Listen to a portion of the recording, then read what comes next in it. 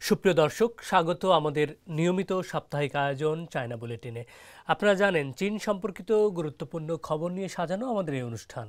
বাংলাদেশের পরম বন্ধু চীন এবং প্রতিবেশী দেশ, তাই চীনের উল্লেখযোগ্য খবরগুলো বাংলাদেশের দর্শকদের কাছে তুলে ধরতেই চায়না মিডিয়া গ্রুপ সিএমজির এই বিশেষ আয়োজন। সঙ্গে আছি আমি শাহানশা রাসেল। দর্শক, শুরুতেই জানিয়ে দিচ্ছি এই সপ্তাহের বিশেষ বিশেষ খবরগুলোর শিরোনাম। একযোগে 10 সংলাপে বৈশ্বিক অংশীদারিত্ব ও সহযোগিতায় সকলকে একসঙ্গে কাজ করার আহ্বান চীনের প্রেসিডেন্ট শি জিনপিংয়ের। বিশ্ব অর্থনীতিতে গতি বাড়াবে চীন। আন্তর্জাতিক অর্থনৈতিক সংস্থার প্রধানদের নিয়ে সংলাপে চীনের প্রধানমন্ত্রী লি ছিয়াং। সিপিসির অধিবেশনে দুর্নীতি দমন, অর্থনীতি ও সীমান্ত অঞ্চলের উন্নয়নের ঘোষণা প্রেসিডেন্ট শির।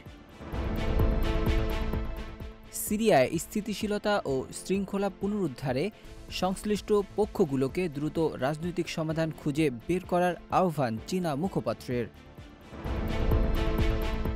বাংলাদেশ ও চীনের যৌথভাবে পর্যটন ক্ষেত্রে কাজ করার অনেক সুযোগ আছে, চায়না বাংলাদেশ ট্যুরিজম প্রমোশন সম্মেলনে বক্তারা।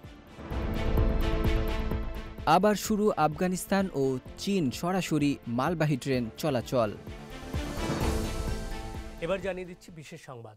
চীনের রাজধানী বেইজিংয়ে 1+10 ডায়ালগ বা 1+10 সংলাপে আন্তর্জাতিক অর্থনৈতিক সংস্থাদের প্রধানদের সঙ্গে মতবিনিময় করেছেন চীনের প্রেসিডেন্ট শি জিনপিং।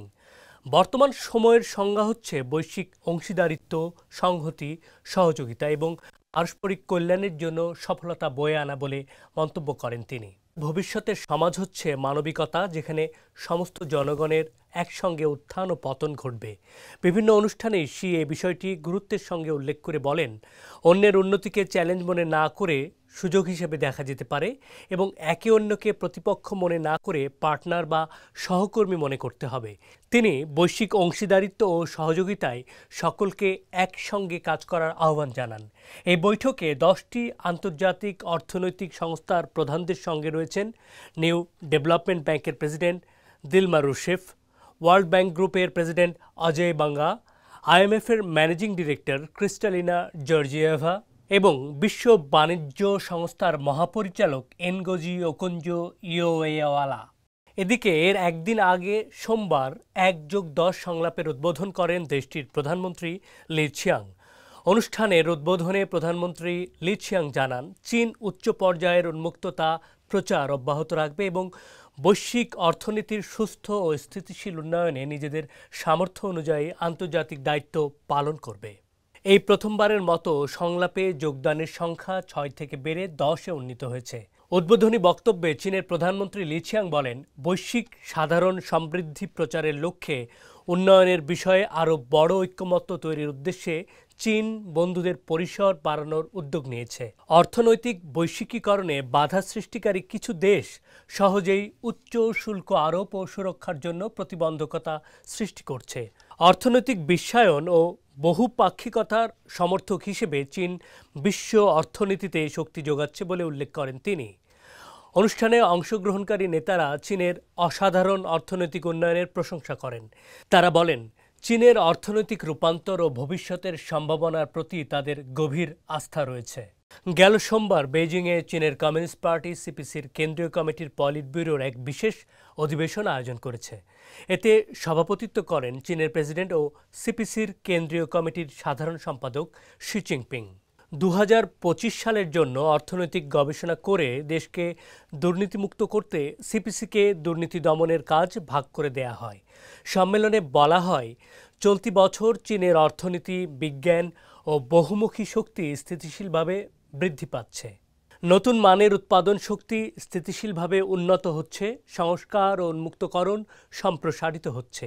পুরো বছরের অর্থনীতি ও সমাজ উন্নয়নের প্রধান লক্ষ্য সুষ্ঠুভাবে সম্পন্ন হতে যাচ্ছে। অধিবেশনে জোর দিয়ে বলা হয়, আগামী বছরের মজবুত অর্থনীতির জন্য নতুন উন্নয়নের ধারণা বাস্তবায়ন করতে হবে। নতুন উন্নয়ন অবকাঠামোর গঠন দ্রুততর করতে হবে। কার্যকরভাবে উচ্চমানের উন্নয়ন জোরদার করতে হবে, আরও সার্বিকভাবে সংস্কার সম্প্রসারণ করতে হবে। উচ্চমানের উন্মুক্তকরণ বাড়াতে হবে, আধুনিক শিল্প ব্যবস্থা স্থাপন করতে হবে, আরও ভালোভাবে উন্নয়ন ও নিরাপত্তা সমন্বয় করতে হবে। এছাড়াও দেশটির চাহিদা বাড়াতে হবে, আবাসন খাত এবং শেয়ার বাজারকে স্থিতিশীল করতে হবে। সেই সাথে অব্যাহতভাবে গণমানুষের জীবিকার মান বাড়াতে হবে। সিপিসি ও দেশটির মূল কর্তব্যকে কেন্দ্র করে স্থিতিশীলভাবে রাজনৈতিক তত্ত্বাবধান জোরদার করতে হবে। দুর্নীতি সৃষ্ট হওয়ার পরিবেশ নির্মূল করতে হবে এবং সিপিসি ও দেশটির তত্ত্বাবধান ব্যবস্থা সুসংহত করতে হবে, এমন কথাই বলা হয় অধিবেশনে।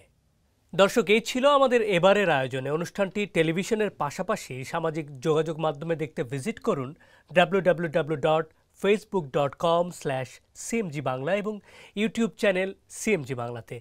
আবারও দেখা হবে আগামী সপ্তাহের একই দিনে একই সময়ে। দেখার আমন্ত্রণ চাইছেন।